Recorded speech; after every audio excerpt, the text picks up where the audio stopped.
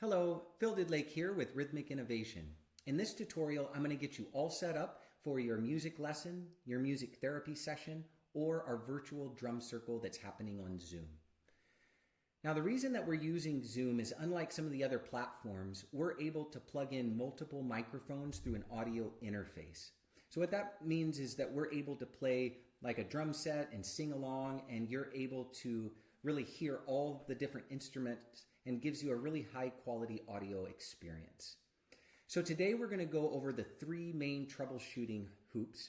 First, how to set up your environment for learning. Second, understanding the latency. And lastly, we're going to go over how to change your advanced audio settings and why we want to do that. So first, how to set up your environment for learning. What you want to do is find a relatively quiet area that's well lit, where you have all your drums and materials set up before we get together. Now, especially if you're using a phone or a tablet device, you want to figure out a way how to set that up so that the camera can face you, so we can see you playing your instrument, and also so that you can see the screen. I also highly recommend that you use earbuds or a headset so that you can hear the high quality audio that we're producing, and also because these have most of the time microphones in them that seem to work better than cell phone or tablet microphones. You also want to make sure you have one that plugs into your phone or tablet, because I wouldn't recommend using a Bluetooth, either earbuds or speakers, because this is going to increase the latency or delay. That brings me to our second point. Understanding the latency and delay is something that we really have to work around.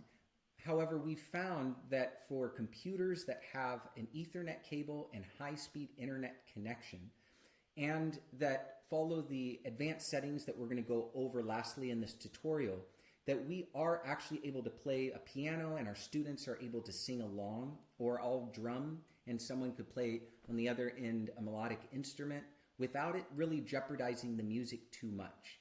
However, at this time, we are unable to have, for example, two drummers playing at the same time because it will not synchronize. So the way that we're getting around this is by either taking turns, or what I'll do is mute the student so that the student can play along with me, and it is close that we can get to playing music together in that way. Lastly, I'm going to go over how to change your audio settings. Now, the reason we want to do this is because Zoom is set up and is really smart in that it eliminates background noise automatically. So for example, if you're in a busy area with a lot of conversations and sounds going on, Zoom will eliminate those sounds and bring out your voice.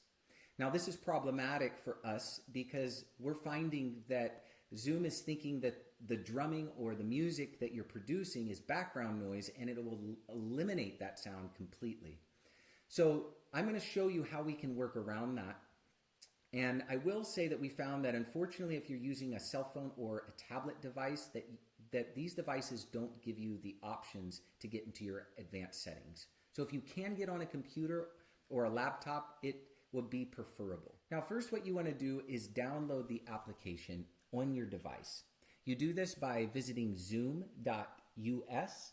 And if you go all the way in the top right, you'll see resources on a pull down, and you want to download Zoom client and click this download button here.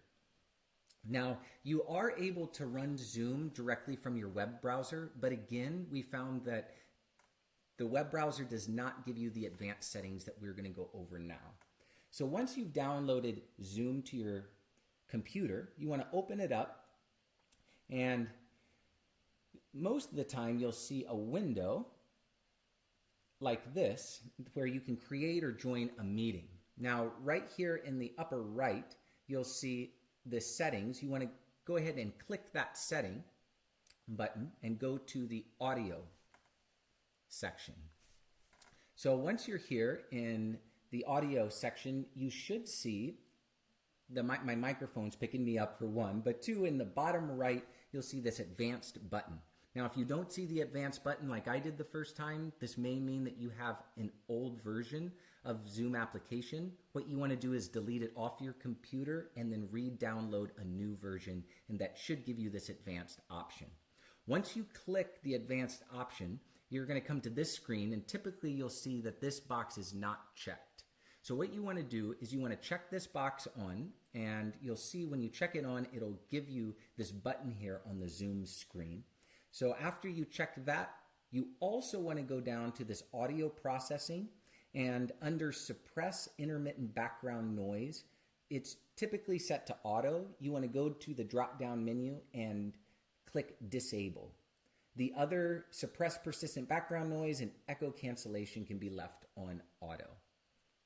So once you have those set, what you want to do is make sure now that you have this button on the top, turn on original sound. You want to click that, and it toggles between on and off. So if you turn it on, then it should read turn off original sound. Now, if all of these settings are in place, then this will give us a wonderful musical experience in the best way that we can through this platform. I want to thank you so much for watching. I do have some examples of my Zoom lessons on our YouTube Rhythmic Innovation YouTube channel. So please subscribe and leave any comments below. Thank you so much.